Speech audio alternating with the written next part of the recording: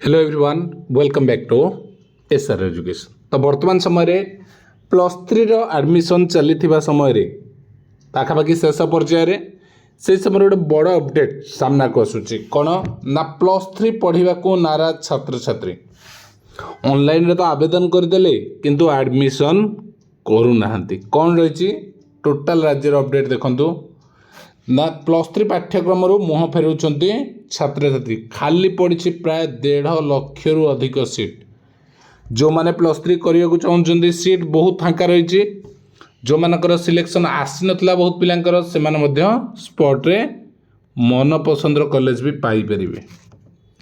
तो राज्य में स्नातक पाठ्यक्रम प्रति विमुख छात्र छात्री युक्त 2 शिक्षा ग्रहण पर कला विज्ञान वाणिज्य विषय पढ़ा लगे आग्रह प्रकाश करना जो +2 सरी जाऊँगी +3 इंटरेस्टेड होना। राज्य में जो रही +3 बा स्नातक 2टी पर्याय नाम लेखा प्रक्रिया 11 तारिख में शेष होता बेले 1,53,242 सीट खाली पड़ी।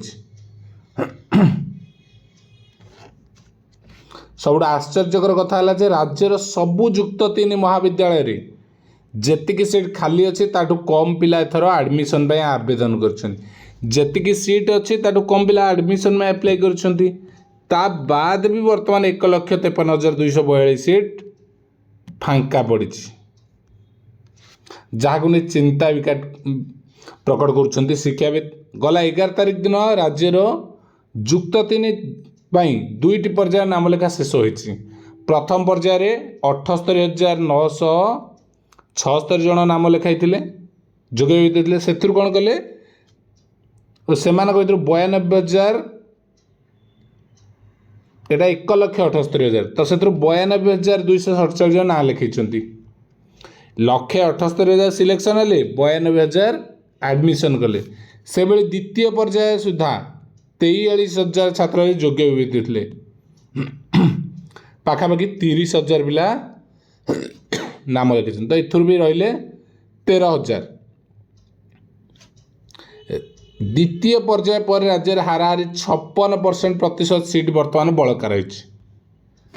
तो एपरिक जिते विज्ञान पाठ्यक्रम भी अधिकांश सीट फांका रही बालेश्वर नवरंगपुर जिले में छात्र छात्री कहवा कथा स्नातक अपेक्षा वैषयिक किंबा नर्सिंग भली पाठ्यक्रम निजुक्ति सुजोग अधिक रही। स्थिति एमती हो किसी जिले में 50% सीट बलका पड़ी। 2022-23 1024 कॉलेज 2,55,980 सीट नाम लिखाई तेरे समस्त प्रकार नाम लेखा प्रक्रिया शेष होगा पर केते 63,000 सीट खाली पड़ता एटा 22-23 सेमि जदि आम देखा 23-24 71,091 सीट फांका रही बढ़ी दिन को दिन बढ़ी बढ़ी लिखाई बेले 84,000 एटा टोटाल 2,71,091 सीट ना लिखाई से फांका पड़ा के 84,781। 2024 शिक्षा वर्ष 2,74,331 सीट नाम लेखा 2,37,795 जन आप्लाय करते तेणु सीट खाली पड़ी एक प्रकार थय बर्तमान 1.5 लाख पिला एडमिशन करना।